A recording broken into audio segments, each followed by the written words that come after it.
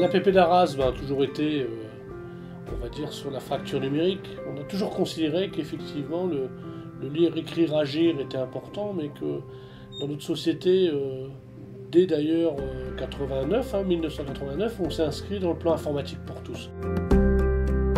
Dès que la révolution informatique s'est installée, on a bien senti qu'on avait fort à faire sur une population qui s'adaptait avec ces nouvelles technologies, cette technologie de l'information, de la communication, et puis notre population, une autre partie de population qui pouvait rester en reste sur le côté de cette technologie, voire avoir une double peine, parce que ne pas savoir lire et écrire et ne pas maîtriser l'informatique.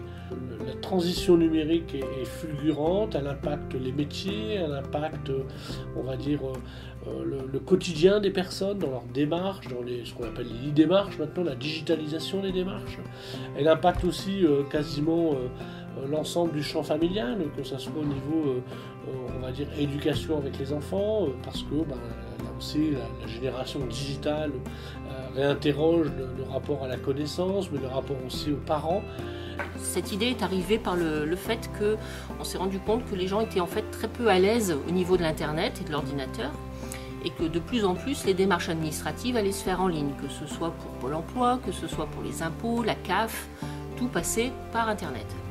Donc les personnes n'ont pas de boîte mail, il faut qu'ils apprennent à utiliser une boîte mail. Les personnes n'ont pas de PC, il faut qu'elles apprennent à trouver les endroits où trouver les ordinateurs et les connexions internet, donc que ce soit le cyber, la médiathèque ou le centre de formation, ou encore les amis.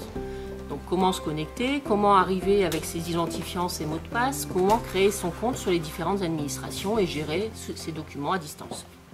Sur le site des impôts, on apprend à créer son espace particulier. Donc ceux qui ont déjà leur espace peuvent se connecter avec leur numéro fiscal et leur mot de passe. Par contre, s'ils ne l'ont pas, il faut qu'ils ramènent leurs documents de l'année précédente pour retrouver le numéro fiscal, le numéro d'accès en ligne et le revenu fiscal de référence. Sans ces renseignements, on ne peut pas faire d'inscription. Donc une fois que ces renseignements sont renseignés, ils ont un formulaire à remplir avec leur adresse mail pour pouvoir recevoir leurs documents en ligne directement. On a travaillé aussi sur la promotion des métiers du numérique. On a bien senti qu'avec la révolution numérique, certes il y avait une fracture numérique, mais il y a aussi des nouveaux métiers qui sont à la portée de tout le monde et que là les gens puissent parfois ne pas avoir la bonne perception. Même chose, on a travaillé sur cette promotion des métiers et on a mis en place de façon expérimentale des formations au numérique type forgeur numérique.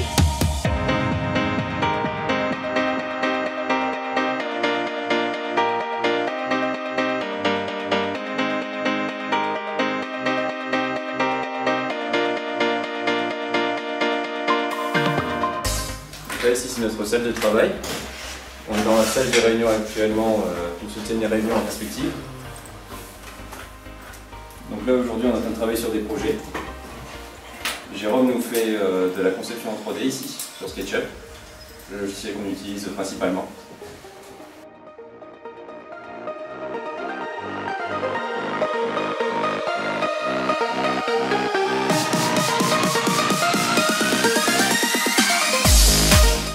Aujourd'hui, on est en train de travailler sur nos projets de fin de formation. C'est ce qu'on va présenter à l'oral. En fait, ce sont des projets professionnels qui doivent être rentables. Donc, par exemple, on peut créer soit un atelier, soit carrément un petit objet, comme Loïc et Kevin ici, qui ont travaillé sur un robot qui va être contrôlé par Arduino, qui est censé avancer avant-arrière. Et sur la droite, c'est ça? Et détection d'obstacles. Et à détection d'obstacles. Sensible.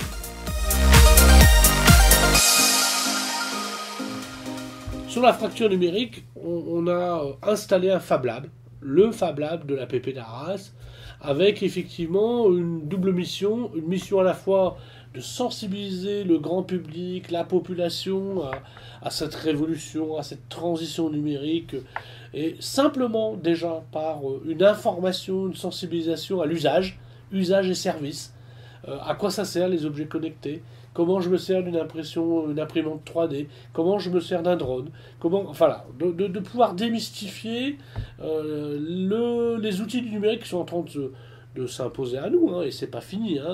Je pense qu'avec les nanotechnologies qui vont arriver, on aura fort à faire dans les années qui vont suivre.